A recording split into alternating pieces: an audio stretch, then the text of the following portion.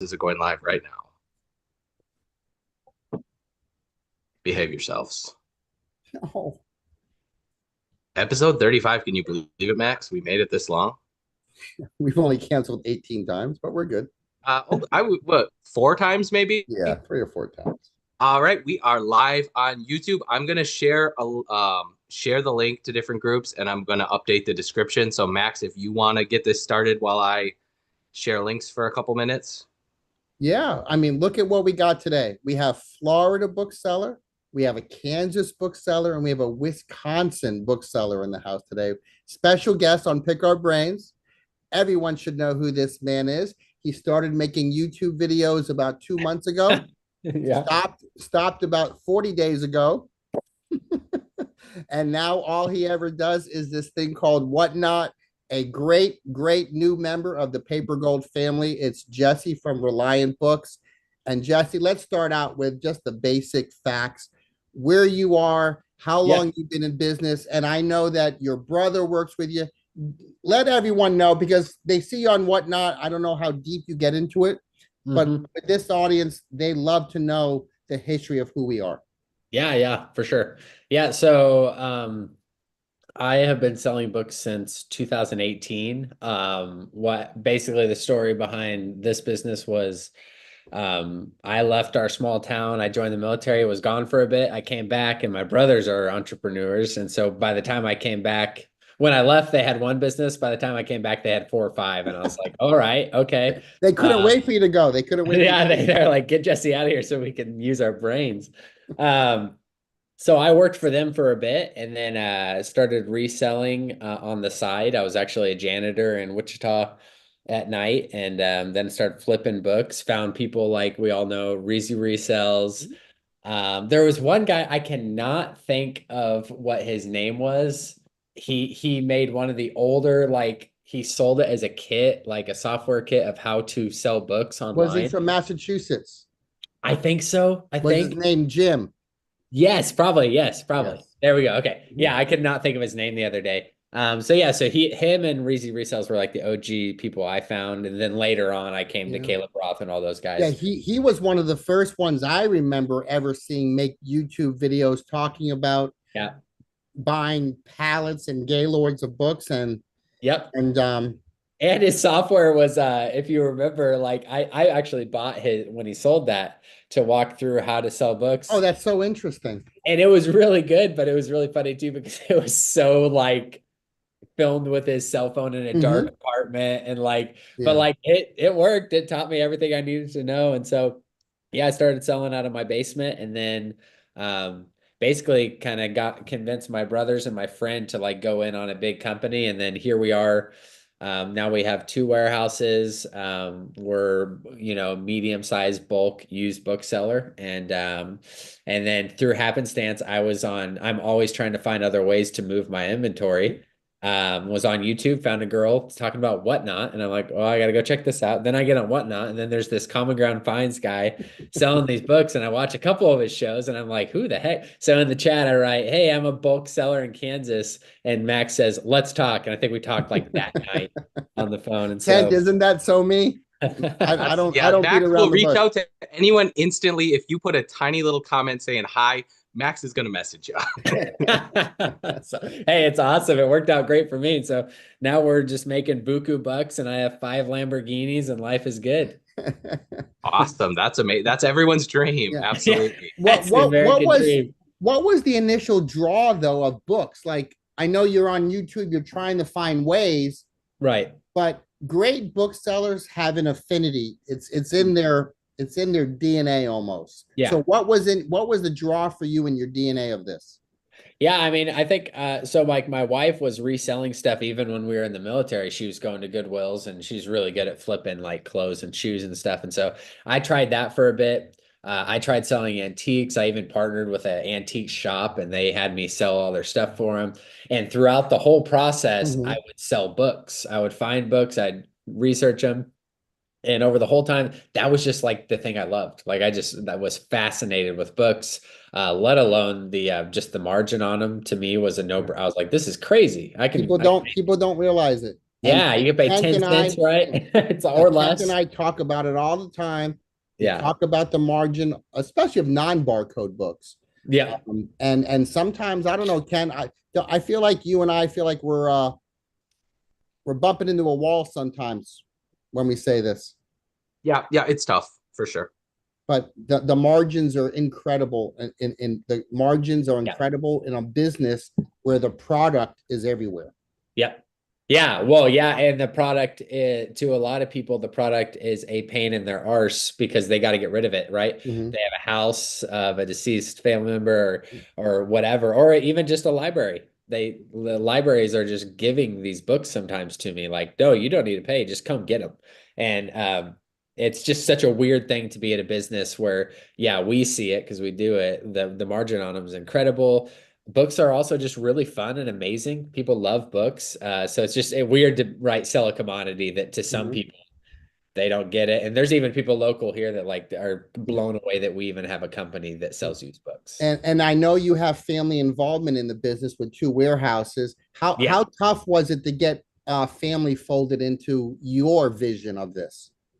Yeah, so ironically, the first time I pitched the idea of what I was doing to my brothers and my friend, they did what any good person would do, and Ran the other way. they shot it down. They asked me every question that I was not prepared for, and that night I actually laid in bed staring at the ceiling, just Oh, dead in my brain. And it was my wife who was like, "You can do this. You've proven it," because it was funding us. She's like, "It's yeah. working." She's like, just keep doing it. And so down the road, 6 months later, that's when I showed them my numbers and they were like, oh, okay. So for my brothers, it was super easy and my friend. And then life happens. We did a lot of different stuff. We've done Mhm. private label distribution of other people's products in our warehouses, just a lot of stuff. And so, yeah, where it's ended now is just me and one of my brothers is Mhm. who run this company. And yeah, I love it. I know a lot of people warn about family, right? And stuff like that. But what's the best part is that Samuel, who Max Mhm. and Kim know, and other people, if you join our Tuesday show, Samuel's sold on it too. He's just blown Yeah. away. He loves Oh, books. He, Sam loves yeah, he loves it. And something we both love is the data on it. Like it's Mhm. so consistent, especially in the bulk game out, on the other side of this. We know when we list this much, we sell this much. It's just crazy. So we love it. We're addicted. I do feel like though, since knowing you for a few months now, that you Yeah. are very excited about the non-barcode game more than you probably Oh, have ever yeah. been. Yep. Can you speak a 100%. little bit about it? Doesn't have to be about you and I talking books, but Yeah, just yeah, yeah. the potential in your business of someone who was scan data now having to do a little bit different type of work to get prices and sells out of Yeah, for non-barcodes. sure. Yeah, I was actually I did a kids show earlier and I was just talking to somebody in the chat about this. And so before I ran into Max and then Paper Gold, we already were for about 6 months on and off having our employees look everything up. Then we'd go back to just barcode because I'd freak out and be like, oh my gosh, look at our numbers. We're barely listing anything. And then my margin would go up. Oh, sales are great. We'd go back to barcode and then our margin would go down. So we already were kind of hinting with it. And then I was, lucky enough to go visit another bulk sellers, a couple different Mhm. bulk sellers operations. And I just even seeing a guy that was so far ahead of me, been doing it a long time, but not doing any titles and not even doing ISBN, standing in that warehouse watching these 40 employees. I think I was supposed to be impressed, but I just wasn't. I was just like, man, I do not want to do that. I still was blown. I remember even asking him in that moment, like, so you don't, none of that, like, you don't process any. He's like, nope, none of it. I'm just like, oh my gosh, that's crazy. And, so since we've been doing it, it's just been super fun, like Max has said, and can't like the margin on those non-barcode is where it's at. And especially in a day where kind of it's getting infiltrated and there's a Mhm. lot of people getting out of the book business. Yes, there is. That's like any industry, I think, just like something kind of scary happens with Amazon and Mhm. there's a chunk of people who always just dip out. Yeah. Like, all right, Yeah, see you later. and we Amazon sellers faced this about 2 months ago Yep. during during the API and all the changes that Amazon was happening. Yep. Yeah, yeah. And that is another reason, again, with these non-barcodes is you shouldn't have all your eggs in one basket. And so just doing barcodes. So for a bulk seller, you're talking low margins. You're hoping for an average profit of, $3 if you're doing pretty good, between $3 to $4. Well, Amazon changes something just a little bit, and it could ruin you if you have a warehouse, high payroll, all that. And so, anyways, long story short, love the non-barcoded. 100% pays off for me to have my employees typing them in, looking them up. And then I'm just learning crazy amounts of knowledge from Max, from Kent, from Paper Gold members. It's just been awesome. Yeah. I have a quick question. So, okay, so you're mainly on Amazon. Are you also on eBay? And then you also have, everyone check out the link in the description to their bookstore website, which I think you have stuff listed on ReliantBookstore.com, right? Yep. Yeah, thanks for that. Appreciate that. Yeah, so actually, everything you see on one platform is on the other platform. Besides there's going to be a chunk of stuff that's going to be like gated or like blocked on certain platforms, right? But majority we use a software called Cash Monkey. And so everything basically operates through them. And so when my employee lists one book, it goes live on all the platforms. Now, with that comes these title searches that don't have any listings, that we create. And that's where we get that uniqueness, which, talking with Max, and that's what I want to actually grow for Reliant. And that's what I'm excited about. And then you got Whatnot, which is just a game changer. We're gonna get there. We're gonna get Yeah, there. sorry, I'll slow down. Guys, I'm new. It's my first YouTube. We're all three of us are excited about Whatnot. I'm with two famous people, Animal Vet and Common Ground Finds, guys. Yeah, but you know what, Jesse? I'm gonna be real with you. Kent and I say this all the time. In about 6 months, Jesse's not even gonna look at the rearview mirror at us. Yeah, right. Already, everybody, I also put a link to Reliant Bookstores. He's Reliant Bookstore on Whatnot. Go check out his shows. He's doing them all week long. And especially, let's see, it's your Tuesday night show. Tuesday night show. People can go to, actually, a lot of people in the chat go to your website and say, hey, can you pull this book? And he runs it at auction on Whatnot. And he's taking 100+ requests throughout the show. He has 100,000 books listed online that you can request from. Actually, it's not just $10 romance novels. Like you sold a Freemasonry book that you had listed for almost $100 on your website, and you ran that at an auction and sold it. Hold on now, Ken. I want to make sure we highlight this so people understand what's going on here. On a Tuesday night show for Reliant Books, anyone can check out his inventory, request to pull the book off the shelf and put it on Whatnot. And I'm going to say 90% of the time, Jesse and his team say yes to that, and he will run that book. So you are able to treat his bookstore like a you pick it farm. It's the most pioneering thing I've seen in Whatnot in a long time. Yeah, and it's not only people going to his website. There's people saying, hey, do you have any gardening books? Do you have any Stephen King or whatever? Right. Yeah. They are checking. They don't always go to his website. They're just asking in the chat. So it's a very unique system. And Jesse, actually, what was your record for the most viewers on your show? It's insane. I think it was 82 or 88. I think it was 86, if I remember correctly. 86. Okay, we'll go with that. People. And Kent and I were like, we can't believe this is happening. We're happy with like 25 or 30, and he's hitting the 80s. It's crazy. Which, to be clear, like on Whatnot, really, you just need the main buyers. But still, it's fun to have. Right? It's fun to have that much people. Yeah, but I think all three of us are constantly getting new buyers in every show we do. Whether I do a 20-minute show or Kent does a 2-hour show, we always get new buyers, which just shows me the growth of the platform is exponential right now. Yeah. Yep. I agree. Yeah, those Tuesday nights are a lot of fun. That's funny because I try to be careful, and a lot of the booksellers will know I don't promote our other platforms or our website because I don't want to get in trouble with Whatnot. Right. And so it's funny when there's other customers who are in the chat and they're just like, well, I'll promote, and they start promoting our website. And I don't, by the way, just so everybody knows, we love that. So don't ever hesitate. If you're on my website and you see a book that's listed really high, don't hesitate. Ask for me to run it. Good chance we're going to run it. Yeah. Worst case scenario, I'm going to go, guys, I kind of want to start it at $10. Right. Yeah.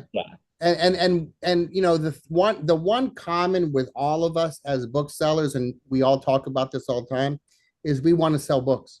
Yeah. We're not collectors. We love to hold them in our hands and enjoy them, Right. but in the end of the day, we want to sell books to people who desire them, and not every bookseller holds that belief. Yeah, for sure.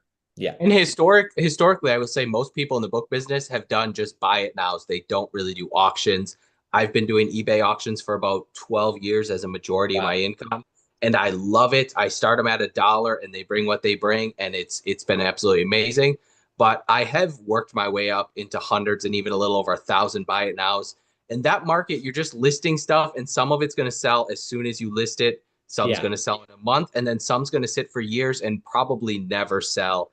And I Yep. just love what Whatnot and eBay auctions have done for instantly in the door, out the door, get what you can, hopefully make a profit on absolutely everything, especially in the bulk game. You're paying next to nothing. Yeah. One of the questions I did have for you is, okay, so you have like semi loads coming to you multiple times a month. What's your Right. schedule for sourcing? And then also, like, it's pretty random because you just bought a huge children's library from a Right. school, right?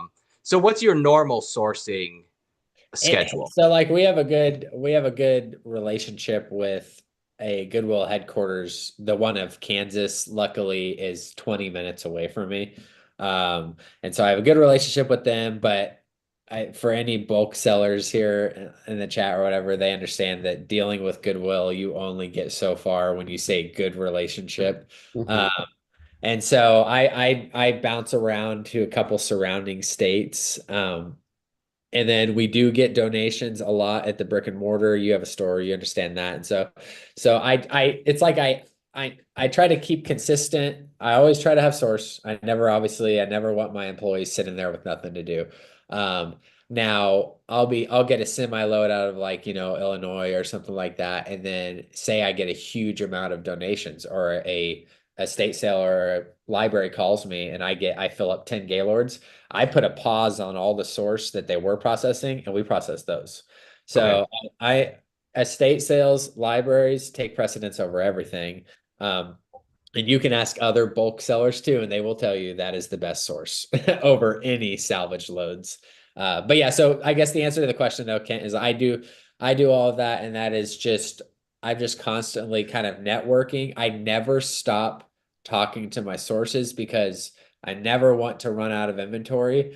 And worst case is when they reach out to me and they say they have a load, they need it gone, and say I don't have the space, or even financially, it's not a good move for me at that moment. I flip it. So I have other bulk sellers who they reach out to me and go, "Hey Jesse, you got any loads for me?" So I'll flip it and make a few $100 on for Reliant, and Right. then just move And, this. and just get the product moving for everybody. Get it moving, keep the customer happy. Those Goodwill headquarters, they just need that inventory moved. So Now, one of the things on Tuesdays, which is a very big show for you, I think I started off. I do a show at 5 o'clock Eastern. mhm. Then do I rate off to you at Yep. Tuesday That's night? 6 Eastern. Yep. And I rate Yeah. off to you, and then you rate off To Jesse at Jesse. 7. Well, So, no, Yeah. 7 Central. Max, Yeah. are you mixing up the time? I don't know. I'm always We mixing do up the Central time. time. Max is at 4 Central. I'm at Right. 5. Jesse's at Yeah. Yeah. 7. I do a Right. 2 hour show. Jesse's Yeah, at yeah. 7. So I go 1 hour, you go two, then Jesse goes to 3 in the morning. Jesse goes Yeah. 3.5, 4 hours usually. And Man, I'll and tell you and what, I was telling the chat today, like last Tuesday was tough for me to stop. I promised my wife as she was leaving with my kids at 10 something, I was like, I'm just going to do like 10 more books. And then I told Samuel, dude, I feel like I could go till like 3 in the morning right now. And as long as people are bidding on stuff, why not keep going? As long as Oh, the I buyers, know. Yeah. Yeah. and you I have also don't piles want of my wife to stuff. leave me. So, You have piles of stuff, and bidders are buying. People want to yeah. see what you're selling. I mean, you can keep going, but at some point you need to, you go have to home. have a life. Yeah, you have to have a life. Yeah. But I say this because that trio of shows, me to Kent to Jesse, happened organically through the Paper Gold group and friendships and business ships. But now, Kent, why don't you talk about what's happening this Sunday? Because we're taking it to another level. Yes. So this Sunday we are doing, it's called a raid train where I'm going to sell for an hour, then Jesse's going to sell for an hour, then Max is going to sell for an hour. And we're going to do it 3 hour chunks in a row. So I'm starting at 9, Jesse's at 10, Max is at 11. I'm at noon, Jesse's at 1, Max is at 2. There you go. Jesse's brother made an absolutely amazing graphic for us. Good job, Sam. Good job, Sam. Yeah, And same maybe with me. after this show is done, I'll post the links for me and Max as well. I already have Jesse's in the description. Reliant Bookstore, his Whatnot sale. So it should be really fun. Usually on Sundays, I go from 10 to noon, and then Max is from noon to 2. And we decided to mix it up and just see how it goes going 9 hours straight. An hour, it really is halfway easy to do an hour long book sale. Yeah. So if we can split it up into 3 1 hour chunks, it'll be really interesting to see how it goes. And then basically, I'm going to sell for the first hour. And then when it's done, you create a raid and you send your buyers to the next person's show. And then a lot of them will stick around and keep bidding. I don't know how much, probably won't be too many people that bid all 9 hours straight, but people will pop in and out, and it'll be interesting to see what overlap we have as customers, because already me and Max and me and Jesse and Max already have a lot of overlap with different customers. There's names we see consistently every single week, and then even multiple times a week buying from all of us. So it'll be an interesting experiment to see how 9 hours of book selling, 3 booksellers. We're each going to get a 2-hour break in between our shows, which is amazing. I am also going to throw in non-book related items, and I'm going to keep it a surprise. But I also think that are we going to do some giveaways for the people too, Jesse and Kent? Yep, I'm down. I think that's so. fun. I think what I'm going to do a couple buyers giveaways at the end of my show. Oh, beautiful. 10 minutes, maybe I'm going to run a couple buyers giveaways. So anyone that bought something can enter a giveaway to win a free book. And I don't know what it'll be exactly, but I'll put some pretty cool stuff. Yeah, And just to clarify for people listening, right? That means that they have to follow you also, or they just have to have purchased in the show, then they qualify? Yep, they have to follow you as well to enter a giveaway. It automatically, if someone clicks enter the giveaway for a seller, it automatically makes them a follower. Okay, gotcha. But for my shows, I can say this, that you do not have to be a buyer to win a giveaway. I want to see how many people we can get to our shows. This is also for me and Kent and you, Jesse. This is also an appreciation to the people who have supported us on Whatnot. Yeah. For me, for the past 2 years, for Kent for the past year, and now you going on 4, maybe 5 months. I just want to show some appreciation to the people who have been buying from us in and out or constantly and just having a great time in the shows. Yeah. Hey, we've only been on Whatnot for 2 months.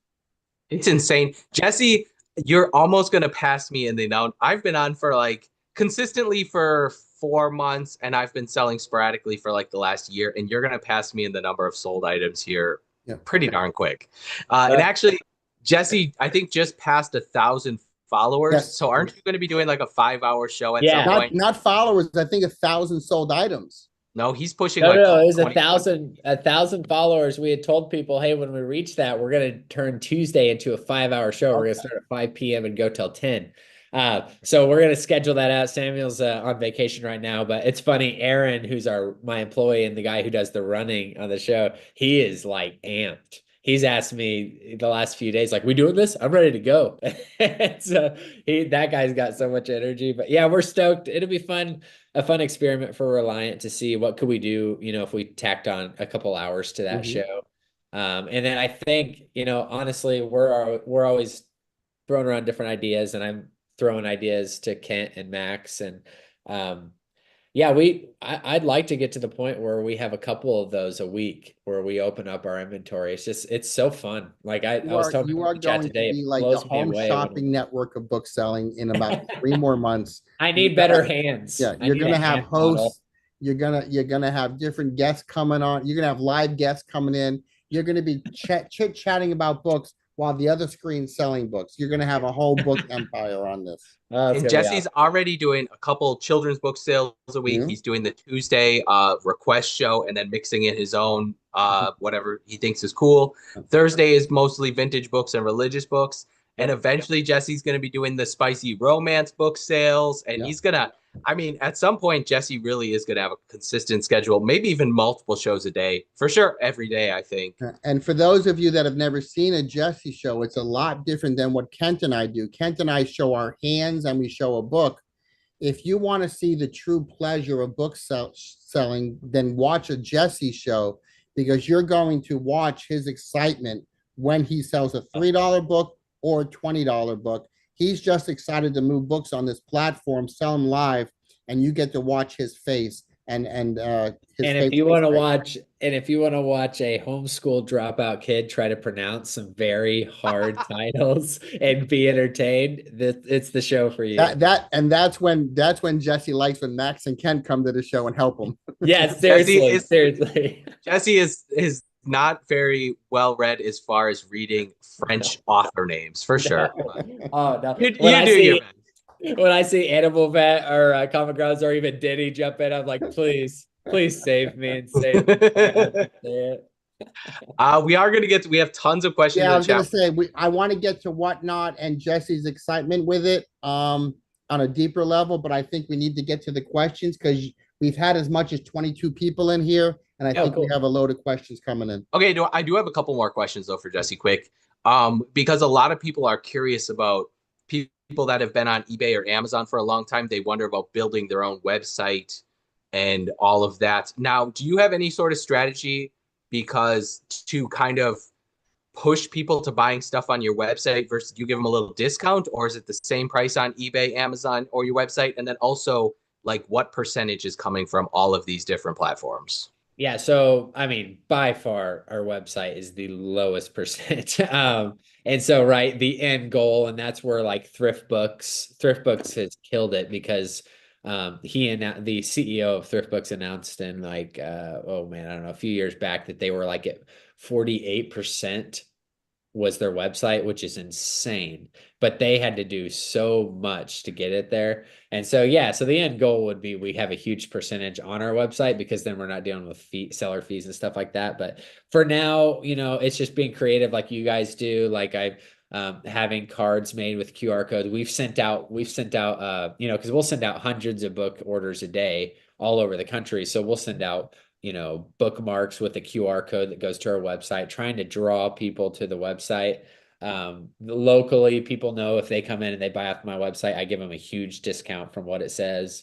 But yeah, it's just been interesting. Samuel and Tyler, who's also helped do the whole setup for the books shows. They designed that, so it looks incredible. It's kind of tough though, like I think you should have your own website. I think it's a great move, because you can be creative. Like I have a whole idea I haven't even told Max about. I've always, once we created that website, I always wanted to have a unique finds listings, and I mean everything, like random stuff. Like I sold the other day on a book show all those tablets and iPads I found. I want a whole page on my website of just random. And so that's where a website's incredible, is you can do stuff like that. People can request stuff. So I definitely say if somebody's thinking about doing it, just go for it. Like it's so cool because you have total control, and the more you can build, it's kind of like a YouTube, which I suck at, but the more you can build consistency. Again, Jesse just started YouTube, and his videos are already better quality than mine and Max's. Yeah, I have at least 100,000 followers. And I keep telling him when's the next one, and he keeps blowing me off. Hey, I do want you to know, let everybody hear this. I have videoed multiple different ideas. I just haven't edited and like uploaded them. So and you got to get the questions. It is backing up. I know. We got 19 people watching. Huge crowd today. They're loving you, Jesse. Hey-o. Rare Books USA says, "What's up, fellas?" That's Art Turner from the Paper Gold Group. Also, Ryan M. Dreyer. He's RM Buccaneer on Whatnot, and I believe eBay and everywhere else. And he's in the Paper Gold Group. And a new brick and mortar bookseller. Yeah, he's opening here. Actually, shoot, is he opening next week? I think it is next weekend. Dang, that came up very quickly. That's exciting. Where's he at? Minnesota. South of Rochester, Minnesota. So probably not crazy. Well, plenty far from you, but not crazy. Rare Books USA says Jeff Bezos considers books commodity-like, which is why he used them to build his logistics company, aka Amazon. Yeah. Junkman says book monkey. I don't know what exactly that means. He says, I say because you take requests and running around in your head. Yeah. It's fun to watch because Jesse's wife is sitting at the computer and then she prints off a slip when she finds a title or an author for someone, and then Aaron takes off to go find it. And she also corrects him when he says something incorrectly, which Oh, is she does. Yeah. Kent, Yes. you did miss a question from R. Uh-oh. Turner, which is a great question. I'll read it because I'm looking at it. Yep, go ahead. Do you guys have any experience selling old video game manuals? Great question. A question we don't get enough of. I'll start this off 100%. I have them listed all the time. When I used to go to the Goodwill bins or the flea market, if there was just manuals, I would always buy them. It's not often great money, but it's the kind of item you want in your store that because the people who buy video games were going to look at other things too. Yep. Yeah, true. What about you, Jesse? Have you sell many video game manuals? Yeah, I think I accepted an offer on one yesterday. Like it's a no-brainer. But like Max said, sometimes they can be as low as $5. But like they're so niche, right? And so it's video games, and they take up no space, and you're going to make somebody happy when they buy it. Yeah, and they're normally in pretty good condition. Like normally people don't mark up manuals. Yeah, and I usually find them in a box of old papers, at the flea market. Yeah, if you have I don't sell them very often just because I don't come across them very much, but I know it is a very hot market for sure. Dude, let's see. Junkman wants to know, is Cash Monkey the multi-platform lister? Yeah. So we've talked about that, and I think on Paper Gold before.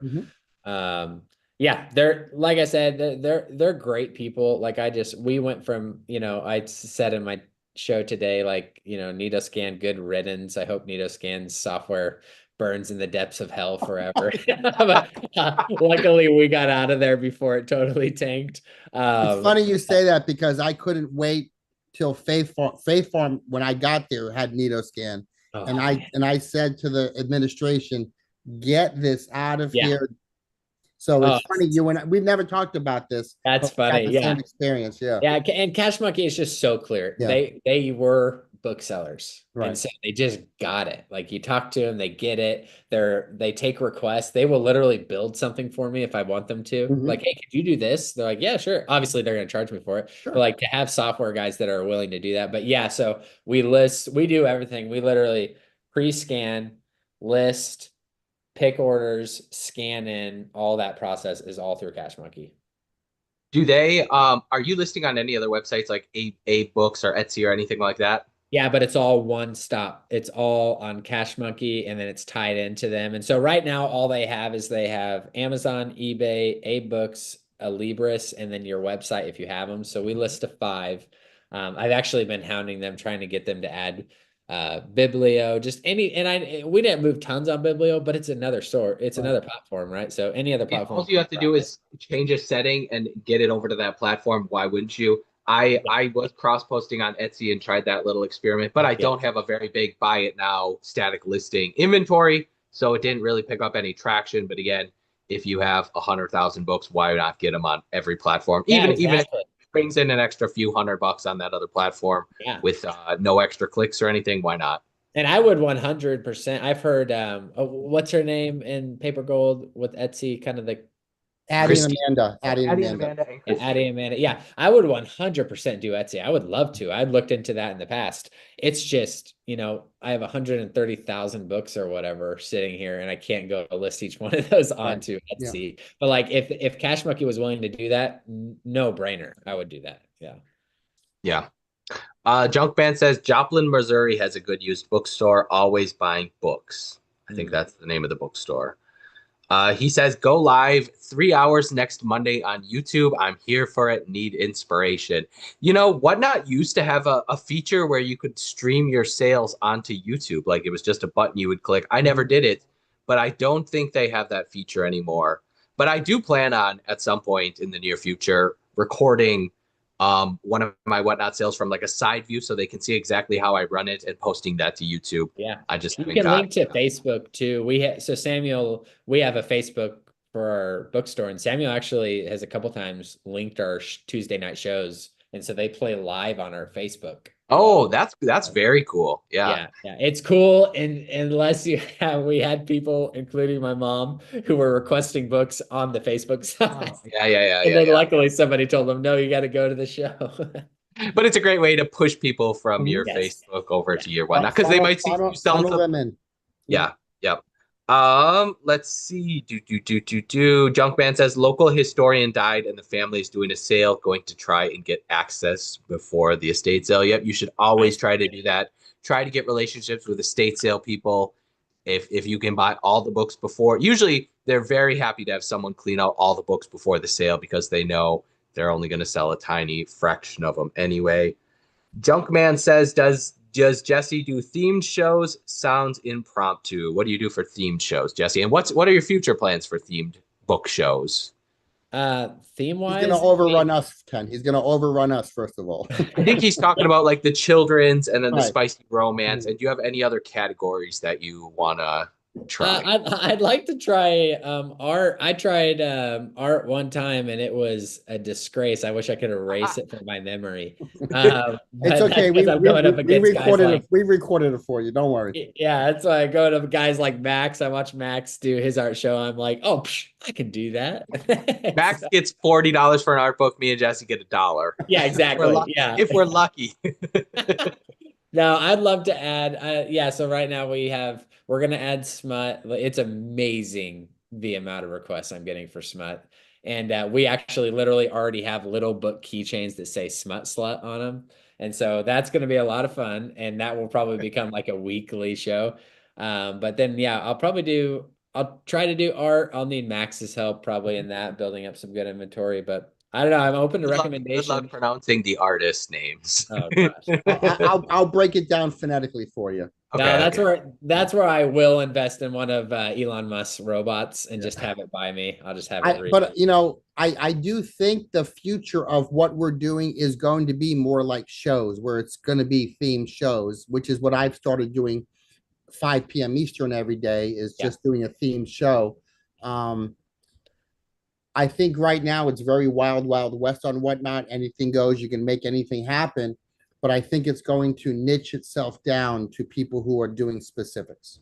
Yeah. Kent, do you do categories too? Or I've done a religious book show, and like I've been very surprised that Max's like military book show or American Western history shows do very well. Though if you're doing just religious books or just military books, you're going to have a smaller crowd to choose from. That's why I choose to do a bunch of random antique books with a bunch of different categories, just because then you're widening out your potential buyers. Whereas if you just do military books, you're not going to have too many people show up. But the people that do show up will be buyers, and they'll bid on. But Kent, you've also done occult metaphysical shows. Yep.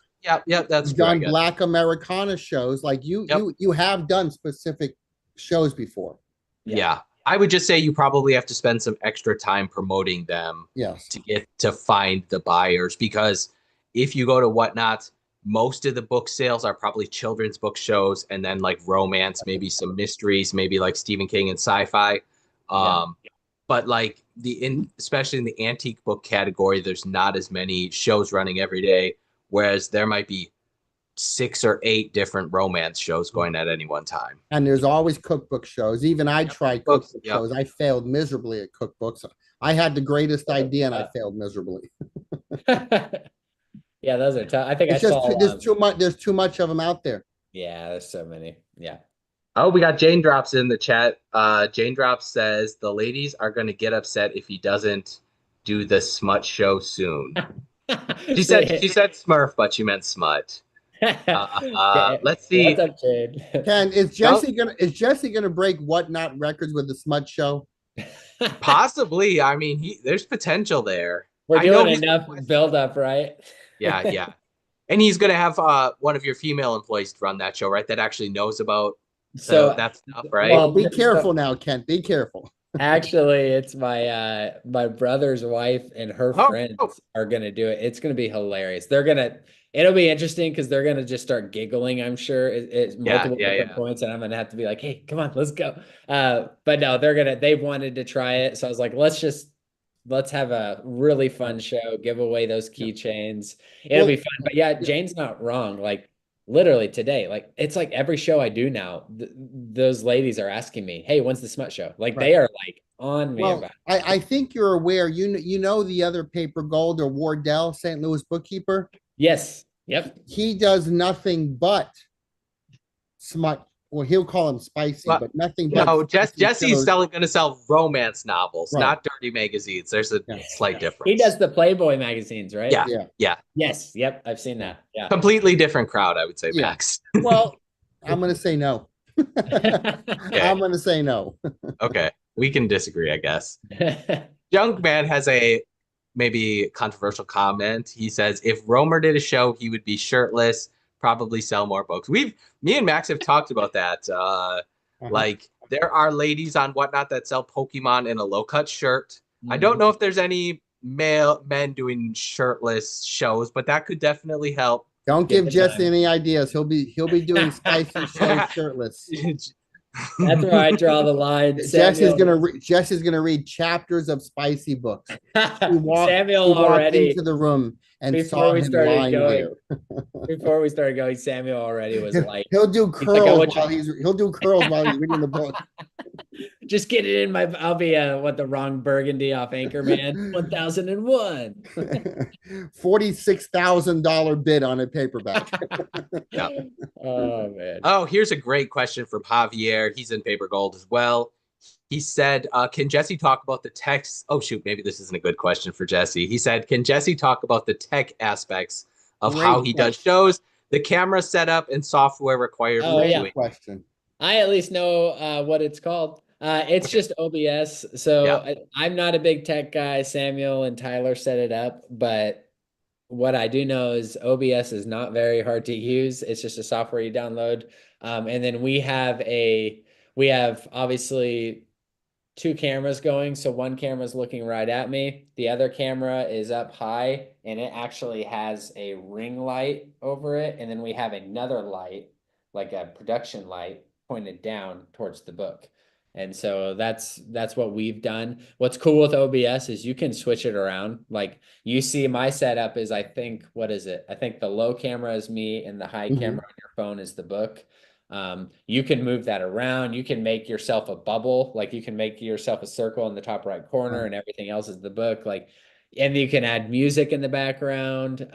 You can add demos. I don't know if you guys remember at the beginning, Samuel would say, "Oh, John's running," and then he'd click it, and John would run. And so you can pre-record stuff and set it. So OBS is awesome. Yeah. Yeah, By the way, Sam's not on vacation. He's just heading to Florida to set this up for me now. yeah, that's right. Yeah, exactly. Yeah, that's right. It's Music really playing in the not like I don't background. do what. You guys have soft music playing in the Yeah. background. You really Yeah, put a yeah. ton of time and effort thinking about the production quality. Jesse is usually like, I think the bottom like 25, 30% of Mhm. the screen. And then the biggest part on top is the books. Some Right. people like there's a million different ways you can do it. You guys really put a lot of time and Yeah. effort into Well, perfecting yeah, it. and everybody will be able to see it tomorrow night. Tomorrow's Tuesday. Yep. Won't be able to see Yep. it tomorrow night. Yep. Yep. Again, I put a link to his Whatnot shows in the description of this video. So please go check it out. Absolutely. Let's see. Oh, Ryan Buccaneer says he is opening this weekend. Yep, I thought the Oh, heck 20. yeah. So excited for him. Yep, yep. That is His biggest awesome. problem is he wants to fill the store up. I'm like, take your time, take your time. Yeah, Yep. get open and let the people Yeah, bring you yeah, books. they will be bringing you books, Ryan. Don't you worry, brother. There's so many days that I will sell a couple bags of books and buy 10 boxes. It's a Mhm. little overwhelming to keep up with. Junkman says, does he do dub, dollar, and quarter sales? I do not know what that means. Do you, Max? Just, Dub dog. I mean, probably large warehouse sales where you just sell everything for $5 a Oh, bag or oh, something like that. okay. I mean, do you ever clear out your inventory, Jesse, and just Not the warehouse right? inventory. Now, well, I can do sales. Obviously, everybody knows about that. I can do Mhm. sales on Oh, dud, Amazon and dud. eBay. He's asking about your duds. Sorry, your duds. What do you do with your duds? Oh, yeah, yeah. So my duds go to like the last case, right, is a recycler. I have a partnership with that pays by the pound. I am building more and more people are interested in my duds because, I call them duds, right? They're actually great books. Yeah. And so I've had people who have brick and mortar stores who will buy those from me because I've got good stuff in there. They can throw like kind of like what he's doing, it can fill up their store shelves. So yeah, I'm always open to that. If anybody ever wants to reach out and try one, I'm also really honest. Like I have a listing on eBay, and I mean, I tell people that message me all the time outright, here's what we scan for. Like, if you're still interested, great. If not, don't waste your time. I try to warn people, like we have gone through it, but there is still, great stuff, especially for a bookstore. I would love for you to do a YouTube video where you're actually scanning from a Gaylord and Mm, showing and have on the screen your chart, the computer screen, so yeah. they can see what you're looking at and let them understand what those numbers mean to you when those Yeah. numbers flash on the screen. Yeah, that's a good idea. Yeah. I'll record it and then I'll never edit it or post No, no, it. no. Just don't worry about Max will send you a list of 20 YouTube video ideas. Trust me. Don't let him it. start giving you By ideas. tomorrow. Yeah, he's By gonna. tomorrow. He has all the ideas. As long as he doesn't have to put any work, he will give you all the ideas in the world. I'm the idea man. Yeah, yeah, yeah. Junkman wants to know: is Cash Monkey a subscription service or per listing? It's subscription. They take a percentage of your sales. That's how those softwares work. It's what Scan and any other big one like that has done. So, and then it's a tier, the more you make, the less they take percentage wise, but that's how it works.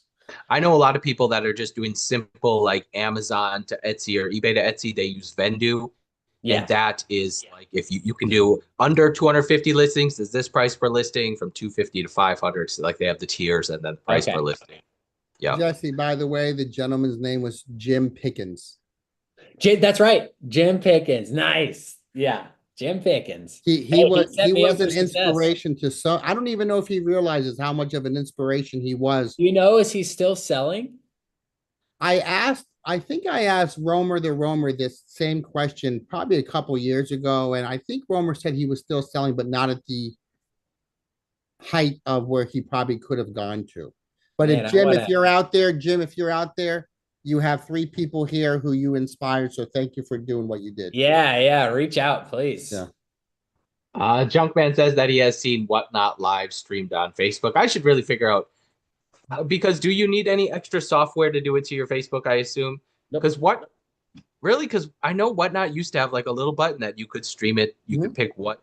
So you Uh, said that about YouTube, and Samuel was showing me that it was still. I mean, this was just a month ago. Sam was like, "Yeah, it shows YouTube and Facebook," and so the only reason it didn't stream on my YouTube is I didn't have like enough subscribers or something oh, to okay. be Yeah, able yeah. to. You need a certain amount to. Well, Yeah, I'm gonna have to give that a try. Thank you. I you learn should. stuff from Jesse every day, more than he can learn from me for Don't give him sure. that kind of credit. He'll get a big head. Don't give him that. I already got a Uh, big head. Javier says try music biographies sometimes. That's what I would sell if I had enough Hmm. inventory. Yeah, Javier is on Whatnot, isn't he? Mhm.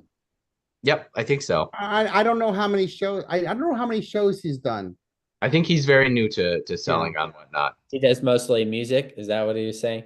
No, I think he's done some Spanish book shows and some I forget what the other theme Yeah, I don't know was. if he's done a show yet. I know he's talked about it. I thought he has, maybe Yeah. not. He can answer in the chat. He can tell us. Yeah. It always confuses me with like their YouTube name and then their Whatnot Patreon, name. their Discord name, and then it's different. Okay, he says he has only done it as a shopper. Junkman says, I found a 1970s Kama Sutra paperback. It's all of those soft core pictures, randomly every other page with nothing to do pertaining to the text. Interesting. Huh. Yep, Kama Sutra stuff is a very there are plenty of people that sell the kind of hardcore and softcore type stuff on Whatnot and do very well with it. I will tell you this too. I was just telling Max this. So anybody who's on eBay, I'm sure you have this, Kent. You have repeat buyers, right? But then you have repeat buyers like who come in and buy a crap ton every time they show up. And Mhm. I have a new person who's been buying from me, and all they buy is sex books. That's it. And they clean me out. Like they show up like once a month. They message me, giving me a heads up. Hey, I'm about to buy again, and they'll send a bunch of offers, and then they'll just buy a crap. But yeah, anytime I have the Kama Sutra or anything, that person buys it. That's Ken's pseudonym, right? Yeah. Kama Sutra Kent. Yeah, that's what they call. Dang, That's what they called me in okay. college, I guess. Spicy. Goodness gracious, Max, you're gonna start some rumors here on the YouTube. What? Okay, Jesse, you must get more hard like Playboy magazines and stuff like that, but there isn't really a good platform to deal with that kind of stuff. So what do you do with it? Do you have someone you can sell it off to, or Not the Playboy stuff. I'm sure if I put something out there, I could, but like right now, I'm sure the gals are just like tossing it. I mean, there's some like, yeah, no, anything that doesn't have something, a listing already in that area, we're not yeah? taking it on the list. And But it's too risky to list on almost any platform anyway. yeah, So yeah. like, But there's some risky stuff that has listings already on eBay or yeah, Amazon, so we're able to list it. But okay. Jesse, I'm gonna make you feel old right now. oh, all right. Jim Pickens' last video was 6 years ago. His last video. Oh man. That's crazy though. I now you got me curious. Now Yeah. I gotta go find this guy. I gotta message him. Well, I would love to bring it. If you can message him, bring him in the show with us. Yeah, I'd love that'd to be have him in. so fun. Because Kent, you found it you would watch this stuff too? No, I don't think I wasn't big into the YouTube reselling, watching Okay. people. I watched people like Book Peddler Phil and like a few of the uh Reed Moon and Rebecca Romney and stuff like that. Some of the more antiquarian book Mhm. related people more than Yeah, the reselling guru types. gotcha. We do have a couple more great questions. Junkman says, "Does Jesse ever take the time to assemble lots on eBay of Ooh. authors? Like, here's 10 James Patterson, or here's a set of Harry Potter, or Nora Roberts. Do you ever do author lots or genre lots?" I do lots, and I want to do more and more of it. Yeah. I have a couple actually.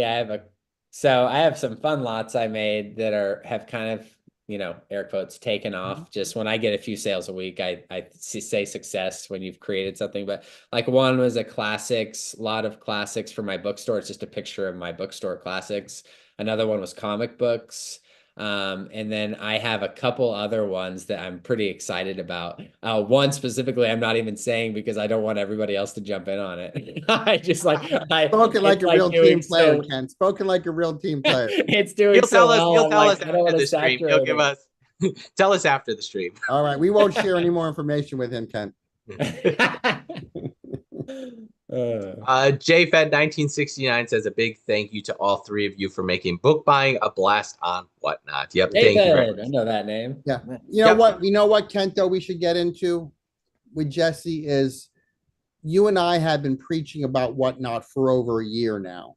Yeah. And Jesse is one of the few people who entrusted us right from the get-go.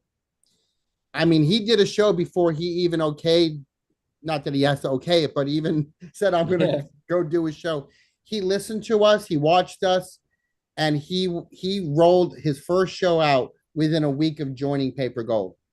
Yeah. And I think, Jesse, what was it that just you felt so inspired that Whatnot was a platform you wanted to play in? Yeah, I mean, just like watching, like I said, the beginning of it was I found that girl on YouTube who then when I was on Whatnot, I found you. So I was watching her and just kind of watching how she's moving books, and I'm like, okay, well, that's interesting. And then I just, like I said, I'm always looking for different ways to move inventory.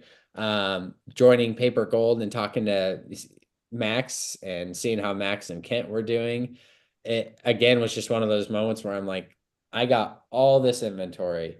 Surely we can figure this out. Now, what's funny for those of you that don't know is like, this is how I work. My brother is like Max and I am like Kent is how I say it. Right. So I'm kind of a little more safe. Let's get some systems. Let's do this. Samuel's like, let's freaking shoot for the moon. Every time I talked to you early on in our relationship, you would always start off by saying, Sam's already doing this. Yeah. Sam heard what you said and he just did this. Well, that's what he does. So that was that. So this is this. I'm trying to, tell Samuel about he's running 5 other companies, right? So I try to get his attention and I'm trying to tell him about this thing. And so then I show him some numbers of stuff and we're sitting here one night and I'm talking to him again about it, and he's on his phone, and I think it's just classic ADHD. My Mhm. brother, I've lost him. He's not even listening to me. He's like, okay, okay. And then he goes, okay, we have a show. It's starting in like 10 minutes. So Samuel just schedules it because I said, hey, I think this will work. I'm a little nervous about starting, but we should just schedule it out. He's like, all right, let's go. But And so we just you fell right in love with it too, Jesse. You Oh, I fell right did. in love Yeah. with it. Yeah. Yeah. And Samuel too. All it takes for Yeah. Samuel to fall in love with it is it Yeah. makes money. And so as soon as you When I was on the phone with you and Sam last week, I could just see his eyes were glowing. His eyes were glowing. yeah, it's classic Samuel too, because he's got a lot going on in his life, but I'll get a random text at 11 p.m. at night and he's researching whatnot and things we can do and software stuff and all this stuff. So yeah. So anyways, I but think yeah, we're very happy we did it. Like and to everybody else that Max and Kent have been preaching this to, like I'm telling you, it's worth the try. But I really appreciate you guys pushing me on that and sharing it all the time. And yeah, it's a great platform. I think one of the absolutely amazing things about Whatnot is that you have almost 100% sell-through rate. You can set 200 books aside, and almost every single one is going to sell. Maybe 25% are going to sell cheap, 25% are going to bring crazy prices, and then half of them are going to bring what they should in the market. And like Jesse will have, he has people taking requests for a specific book title, and he'll bring that up, and the person that requested it'll bid, and then usually most of the time 2 or 3 other people will get in on the auction. Right. And I guess part of that is because they request books that are cool and Yeah, that I are guess good. popular and stuff. Yeah. But then Jesse also puts up like Foxfire books and Stephen King and Chronicles of Narnia and Tolkien, Lord of the Rings, and it's a bidding war every single time. And most people are hesitant to put up those good books because you can sell Foxfire books all day, every day on eBay and Yeah. and Amazon, but it's always a bidding war when you put up something good like that. Yeah. Yeah, and it's fun. It's honestly, it is a great time too. It's fun interacting. I'm sure you guys feel that way. It's fun seeing the usuals come in. And I'm Yeah. talking like I've been on there. We've only been on there 2 months, but like it's fun when those people show Right. up and I'm like, oh, I'm so glad to Yeah. see you in Yeah, here. it's exciting. Yeah, and you get to know people, and you actually you get in their relationships with people that Yeah. you text them, you let them know that what's coming up, and it's just just such a great platform forging ahead, and I can't wait to see where the three of us are a year from today Yeah. on Whatnot, and how the conversation may even change because of it. Yeah. I have a question for Jesse. To moving away from Whatnot for a second, I have to try to keep Max from not talking about Whatnot the whole time because otherwise he will.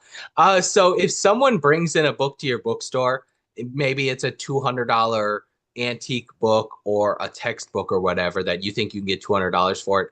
Do you buy and do you make offers to people when they bring, or are you just doing bulk? So mainly just doing bulk. So I made a change a while ago in my brick and mortar because most people know what we do here. And Mhm. so I was kind of able to just say, hey, I'm buying, thousands of pounds of books. So I can't justify paying. And that's the deal where it's tough is like I'm sure you see a lot more of that can't, but like most of the stuff people bring into my brick and mortar isn't anything special. And, whenever they want money for it, it's kind of they're like, well, I looked and saw it's selling on eBay for this. It's like, okay, well, I can't do that. So I shifted, and I'm not saying this was the right move. And I think I'll shift. I think I'll make another change here soon when it comes to like older books, but I basically moved to just store credit. We do store Yeah. credit for donations. Now my bookstore is a $2 bookstore.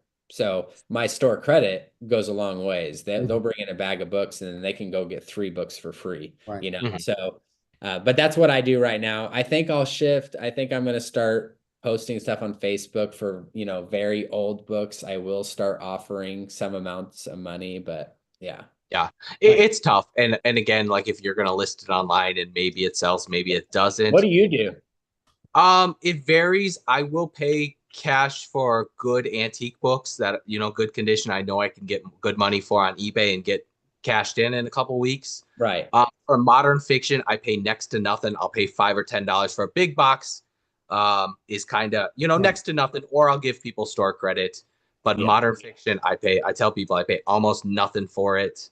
Um, But antique books are one of the few things I'll pay up for, or like Stephen King, Harry Potter, Foxfire, Yeah. fast moving stuff I will pay cash for. But modern fiction next to absolute, I mean, very, very little. Yeah, that makes sense. But Ken, we're on an hour here. Yeah. I wanted to ask Jesse one more question about something very pioneering he did last week. Okay. We have 2 more questions, and then you Yep, want to ask him, and we'll wrap it up. that's fine. Yeah, I'll wait to the end. Okay. Don't forget it. Please don't I won't. forget it. You're gonna forget it. Ryan says, I used to take some erotica to the shows he sells at flea markets and stuff and book fairs. But it was kind of a pain in the butt. I think I sold one item over a couple years, so I stopped. Yeah, I mean, it is a hot market, and again, people can't find it on eBay like they used to. So they're trying to find it. And there are, I think, special websites. I don't even know what websites they are, but I think there's special websites for that kind of stuff now. But I've never explored those options. There will be next year a whatnot type platform that is just erotica. My prediction. Okay, interesting. Real, I believe it. real There's a erotica. market for it. There's a market for it, and all the big places decide it wasn't worth the risks to put that on their site. So there's definitely a market for it. Yeah. Javier says, maybe talk about the way you all organize the positioning of the books, your inventory right before you run it, during and after the sale. Okay, interesting. How do you set up your books, get them ready for the sale before you run the sale? And then, yeah, what do you do when they're done? I guess is kind of the question. Well, let me answer first, so I don't forget my question for Jesse. For my Saturday and Sunday big shows that are hours long, I have a library cart that people can't see that's behind me, and that's where all my books are. It's 3-tiered library cart, and I have more books than what I'm going to sell, but based on how the show goes and what people are asking me for, that's what I'm going to pull from the library cart. There's no order to the cart, except it's just books that I've curated to sell for the show. Yeah. And then what do you do when they're done? Do you pile them on the floor, or they get a card with initials and the lot number, and they go right behind me? Or if Clenny is here on Sunday, I just hand them to her and she stacks them. Okay. Do you pile per, I'm guessing you're doing lot numbers, but do you pile like pile per buyer? Yeah. Yep. And that's what Jesse does different. If you want to say what you do, Jesse. Yeah. So when they sell. Yeah, so the pre-show, what I do is I just have a table along the left side of me, and so I build up stacks on that table, and I try to keep them by category, and even age. Like when I know I have a chunk of, older than, or if I have a chunk of 1800s books, I'll put those together, and then I'll kind of dip into them throughout the show. And then what we do differently is we have shelves that run the length of a wall, and we have lot numbers with a space, like an 8-inch space on them. And so once it sells, we just take lot 1 and put it on lot 1. And then we have those lots all the way to like lot 140 something. And then on our Tuesday nights, we usually go to like lot 180 or more. So we pull up some other Insane, Ken. Insane. A lot. Insane. Yeah. So, and then when you print off someone, pretty simple packing, but when you print off, I average about 60 lots, maybe 80 on a really, really good show. Okay, you in your show the other day, Kent, you turned the camera. You actually. I have piles on a cart and then on the floor, and I am making piles. So I'm like, okay, Common Ground Finds bought this book. I start him a pile, and every time Common Ground Finds, I find his pile, which can be time consuming. If you have 25 piles and you're like, okay, I know so and so bought a book 45 minutes ago. Let me find their pile quick. Can take a while. Whereas it's just 1, 2, 3, 4, 5. Well, what's cool, there's nothing wrong with that though, because what's cool is when you go to pack, they're already in a pile. Like you already see the amount you have for the one seller. Like that's cool. And I think it could get a little confusing because me and Max usually do different weights. Jesse just runs everything as a pound. He gives everyone free shipping all the time. Jesse's very gracious to his buyers for sure. So when you're done, you just look at someone's invoice and it says 1 pound book number 1, 1 pound book number 47, 1 pound book number 120, and you just got to find those 3 really simple. But I think it could be a little difficult if you were most people will run it as 1 pound, 2 pound, 3 pound, 4 pound books, Right. and they'll be like, okay, I got a 2 pound book right here. Yeah, And then it'd be like, okay, this is 2 pound book number 7, 1 pound book number 4. It could get a little difficult if you were doing multi weights, for sure. but Yeah, you and are we've done that in the past. Luckily, me and Samuel caught a mis we made that mistake Thursday. I had a set I sold that was a different listing, and so then Samuel put it in the spot we're going, and I handed him the number, and I saw where he put it, and I'm like, "Stop, that's not right." And so you know Oh that man, nasty feeling in your gut, like something's wrong. that would be chaos if everyone was off by one number. And Oh man, yeah. There was one Tuesday He'd still be night. doing shipping that order. He'd still be Yeah. Well, and I'm the one I fulfill it. Like I'm gonna start training an employee, but this is one of those things where like anything new, I want to do it Mhm. as long as I can, set systems in place. And like I learned from Samuel and any other good business person, right? You should work yourself out of a position. You should find somebody better for it. You should delegate. So I'm trying to Great get that as advice. efficient as possible, and then Great I'll hand that advice. off.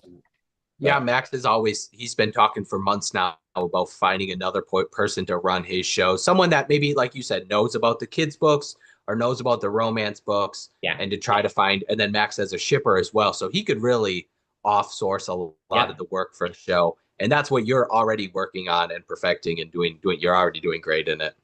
And All it's right. tough to do. It's tough to hand it off, and I'm sure Mhm. for you, Max, Oh that'll be yeah, tough yeah, because yeah. you're so good at running those shows. But really, where your skill is, right, is you're finding those incredible Right. books. Yeah. I mean, I would like to get to the point where I'll always run the antiquarian shows, but I would like to have someone run a antiquarian kids book show, Yeah, an antiquarian cookbook show, but it doesn't have to be me. I'll source the stuff, let them run the show. yeah, it's a good idea. Yeah. We got okay. We got a comment and a question. Then Max is going to ask the last question. We're going to wrap it up. No more questions. Uh, Javier says thank you for the details. Yep, no problem. And JFed says sorry to go back to whatnot, but for vintage and antique books, how much crossover do you see from the buyers and sellers who are big in the larger vintage decor category? Woo. Is he asking like how many of the people that sell are also buying on whatnot? Is that his question? I'm a little confused. Or the other way around. I was thinking that he was meaning how many people are like, so how many people buying from me am I then seeing running a show selling the Oh, inventory they yeah. bought? Is Yep. Yeah. that what he means? Hmm. And I That's would be what I curious what you guys think of like how many people buy from you are resellers, whether it's for reselling on whatnot or other yeah. platforms. I'd What? say for me it's 50%. 50% resellers, 50% bibliophiles. Okay, Yeah. could be. Yeah, it's But as gotta far as be. Jesse, like when people are requesting fiction books from Jesse, there isn't much of a markup, and so I would say for Jesse maybe Yeah. a lot more of them. But the antiquarian buyers are probably there's a lot of resellers, but the fiction buyers are probably Mhm. mostly readers. Yeah, I think it's mostly readers on that Tuesday night show Yeah. who are requesting. But I mean, I was surprised. I told Max recently, there's been a couple people in my kids' shows and on Thursday shows who buy so much, and I just labeled them as a reseller, and then they let me know they are not a reseller. Like they collect. It's the category.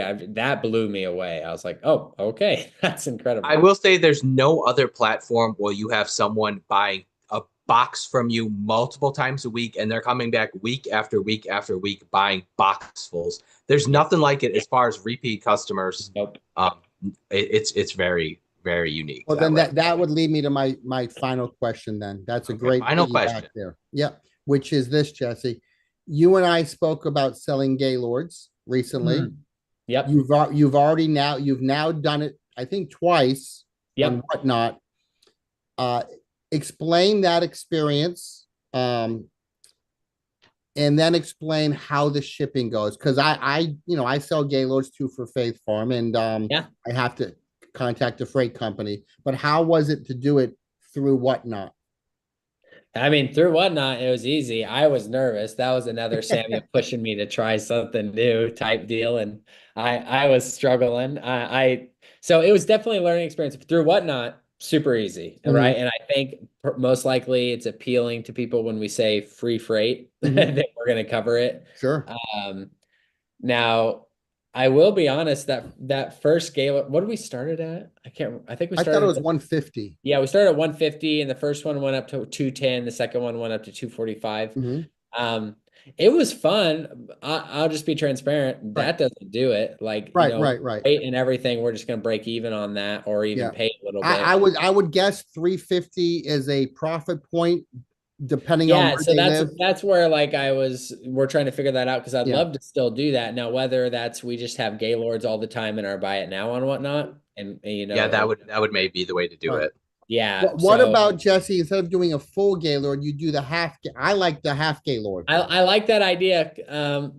Yeah, I like that idea. It's just interesting.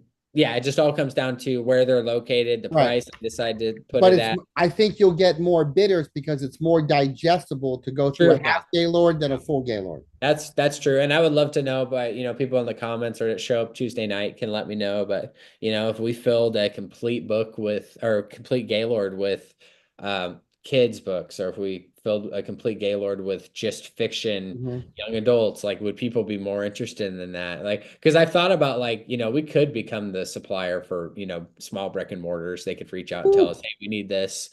We could do that easily. And so What it already category kind of do you need? We will fulfill it for you. yeah, and so we'd love to do that. So just for anybody listening, and we're open to anything. We Mhm. want to try anything. It's fun, and a worst case scenario, it'll be on me, not on you. You know what I mean? Like so with this Gaylord thing, they got an incredible deal. Mhm. That's how I want it. Mhm. Like as I do Well, a yeah, test, I yeah, want me to pay out of pocket and yeah. them to But be like, yeah, oh my God. I mean, even though I know it costs you a little bit, it's not a total loss because you made two people very happy. Oh yeah, yeah. You And those start, two you people start, buy yeah, from me all the time. That yeah. was the fun part. Is like they And buy you all the started the time. process of the Gaylord selling, which you and I have talked about for about a month. Yep. Yep. Yeah, and I love flipping stuff. I Yeah. love flipping Gaylords. It's fun to, especially when I send it to somebody who they've never done that before. I can tell It, they're nervous. I can tell yes. they're excited, and I'm Yeah. trying to tell them like it'll be okay. Like, so We'll it's take fun. care of all the logistics. Don't worry about it. Yeah, yeah, and I love that. That's just something an amazing freight guy, and Mhm. he happens to be local. So I know him. He's a great guy. Right. He gets me incredible deals. And so him and me together, we'll get a Gaylord wherever it needs to go. We'll have it, we'll make sure the trucker pallet jacks it into your garage. Like, Mhm. yeah, anyways. Awesome. Well, Kent, that was probably our longest show ever. I think so. I think it was. Heck Thank you yeah. so much, Jesse. We're definitely gonna have you back in a couple months if you don't mind. That'd be Yeah, great. I'd love to. Thank you guys. This is a Couple lot of months. We'll see him in 2 weeks. What are you talking about? I fun. mean, you can come back Dude, next week if Sunday. you want. Lots of great questions. Thank you, everyone in the chat. We will see you next week at 4:30 Central, 5:30 Eastern. And What? hold on, one more plug. Uh-oh. Saturday, Paper Gold Raid Train. Yep. Sunday, the triple play of book selling all day. Jesse, Kent, and Max. Triple Watch out. play, books all day. Watch out, I whatnot. like it. Here we come. And again, Jesse's links are in the bio. Thank you all. We appreciate it.